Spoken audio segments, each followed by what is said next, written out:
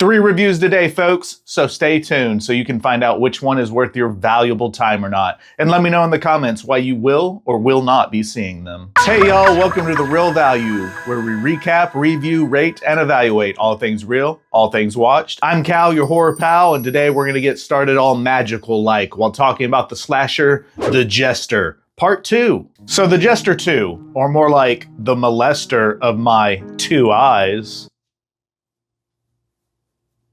they're not all gold. Now, I didn't like the first Jester movie. I thought it was boring and a clear ripoff of Art the Clown and the Terrifier series. So I didn't have much hope going into The Jester 2. But the plot goes like this. On Halloween night, a teen magician, Max, finds herself in a deadly showdown with the supernatural Jester, whose deadly tricks and magic she must overcome to survive. The Jester 2 was written and directed by Colin Krawchuk and stars Michael Sheffield as the Jester along with Caitlin Trentham. Now, the first Jester movie was so bad it scored a 25% on Rotten Tomatoes and a 3.9 out of 10 on IMDb, along with a real value of real rough.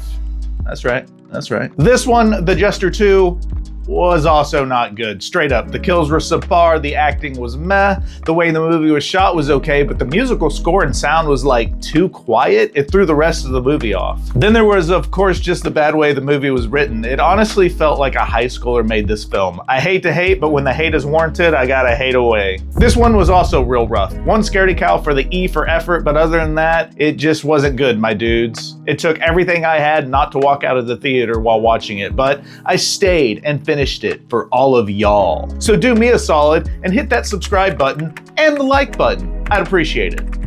Next up, I want to talk about Rabbit Trap. Rabbit Trap is a 2025 psychological horror film written and directed by Brun Chaney in his full-length feature debut, starring the always great Dev Patel alongside Rosie McEwen and Jade Crute. Set in 1972, the life of a married couple changes following their relocation to an isolated cabin in Wales. When the couple accidentally disturbs a Twylith twig fairy ring, they are suddenly visited by a mysterious child who appears to have ill intentions for them. Right off the bat, I'll say this one sounds way more malevolent than it actually is. Don't get me wrong, there were moments where I felt a tiny bit of anxiety and a few other moments where I thought a particular scene was a bit spooky, but overall, this was more of a fantasy movie than anything. It wasn't bad. The symbolism within the flick can definitely be expounded upon after watching the entire thing, but overall, I'd say it was real mid. It wasn't horrible. I enjoyed it. I'm glad I watched it. Probably wouldn't rewatch it, or, well, I could see myself rewatching it on a dreary Sunday while eating soup because I was sick or something.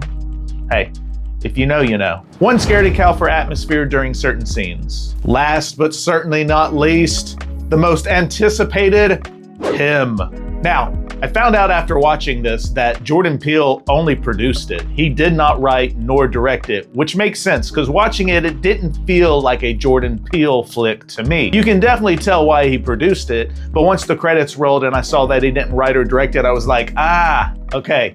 That makes more sense now. It just didn't end like one of Jordan Peele movies would end. But you can definitely see the influences there and why he wanted to produce it. But this one was wild, y'all, and the symbolism and metaphors galore and gore in this one. The premise centers around the character Cameron Cade, who was destined for football glory until an attack by an obsessed fan threatened to end his career before it began. Just when hope fades, his idol, legendary QB Isaiah White, played by Marlon Wayans, invited him to train at his private compound. But what starts as the opportunity of a lifetime soon twists into something far more dangerous as Cam discovers the true cost of chasing greatness again. The cinematography by Keira Kelly in this movie is outstanding. So many beautiful shots and artistic choices. The musical elements by Bobby Krilic also heightens the tensions throughout the flick. Now, overall, I hope for more from this movie. It was chock full of metaphors and symbolism. It was shot beautifully. The acting was stupendous, but I really thought we were gonna get our first real MVP rating of the year. But alas, we still haven't found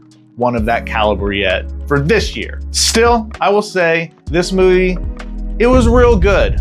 Not necessarily great, but real good. It was a fun ride, and it'll keep you interested and hanging on every scene. I wish some of the ending would have been flushed out and was a little more clear, and I wish we could have known somehow which things were and were not real throughout the flick, but I think that was also the point of the movie overall. Again, a lot of metaphors galore and gore in this one, folks. I can't wait to rewatch it and catch all the subtle clues I might have missed the first go round. Too scaredy cows for the bloodiness of this one. Other than that, not too scary in that sense. Okay, that's it for me today, folks. Remember to tell me which one of the three you're gonna see in the comments below, or if you plan on seeing all three, why or why not. Corey and Joey, thanks for being Patreon patrons. Everyone else, see me next time, because I can't see you. Peace.